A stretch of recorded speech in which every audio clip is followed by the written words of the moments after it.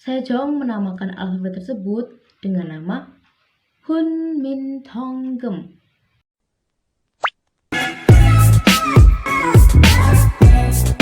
안녕하세요. 저는 유수입니다. 네, 여러분 어떻게 지내세요? 잘 지내세요? 네, 감사합니다. Aloha, dipanggil right here. How are you today, guys? Aku harap kalian tetap sehat dan semangat. Hari ini kita akan membahas tentang Hangul. Oke, sejarah tentang Hangul. Siapa yang nggak tahu Hangul? Hangul adalah alfabet Korea yang dibuat pada Raja Sejong pada tahun 1443 pada masa dinasti Sejong.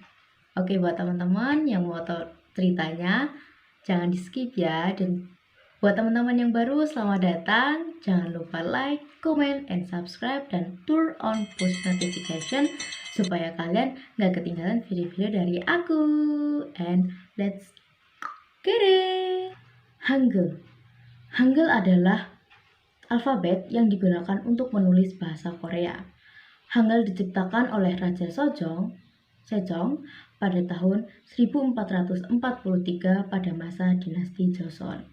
Meskipun tulisan Hangul terlihat seperti tulisan ideografik atau tulisan dalam bentuk simbol seperti aksara Tionghoa, Hangul sebenarnya memiliki abjad fonetik atau alfabet, karena setiap hurufnya merupakan lambang vokal dan konsonan yang berbeda.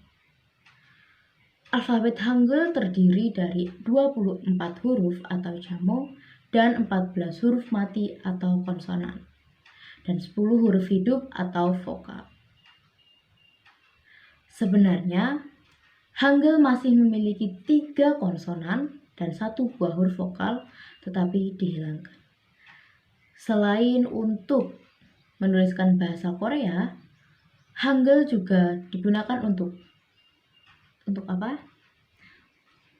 Untuk dipakai orang Jia-Jia, yakni yang ada di Sulawesi Tenggara, Indonesia. Wow. Jadi ternyata di sana menggunakan Hangul. That's so amazing. Dan pada setiap 9 Oktober di Korea Selatan diperingati sebagai Hangul Day. Di tahun selanjutnya, yakni 1446, Hangul ditampilkan dalam bentuk terpublikasi serta pedoman penjelasan rinci. Sejong menamakan alfabet tersebut dengan nama Hunmintongeum. Hunmintongeum atau suara yang tepat untuk diajarkan kepada rakyat. Alfabet ini sekarang dinamakan Hangul yang bermakna alfabet Han atau alfabet agung. Meskipun diajukan oleh raja, tidak banyak sarjana Joseon yang mau menulis dengan Hangul. Para sarjana menganggap bahwa bahasa tersebut itu sangat mudah, sehingga menganggap bahwa Hangul hanya untuk kaum wanita atau onmun. Karena sangat mudah dipelajari tersebut, para sarjana dan bangsawan pria masih banyak menggunakan hanja. Tapi di balik semua itu, ada beberapa wanita yang membuktikan bahwa dia bisa menjadi seorang sastrawan walaupun menggunakan Hangul, yakni Shin Chaim-dang pada tahun 1504 sampai 51, No Nan Sol-hon pada tahun 1963 sampai 89, dan Hyung-song pada tahun 1851 sampai 1890. Ya, jadi hal itu nggak berpengaruh karena mau laki-laki atau perempuan semua itu berhak dan bisa. Selanjutnya ada asal-usul Hangul. Dalam sebagian besar sejarahnya, rakyat Korea menulis dengan tulisan hanja atau aksara Tionghoa. Karena bahasa tutur kedua bangsa ini berasal dari keluarga yang berbeda, bahasa Korea tidak bisa secara tepat diucapkan dalam aksara Tionghoa. Dalam bahasa Tionghoa, kalimat ditandai dengan partikel. Sementara dalam bahasa Korea, akhiran digunakan untuk menambah atau memodifikasi makna.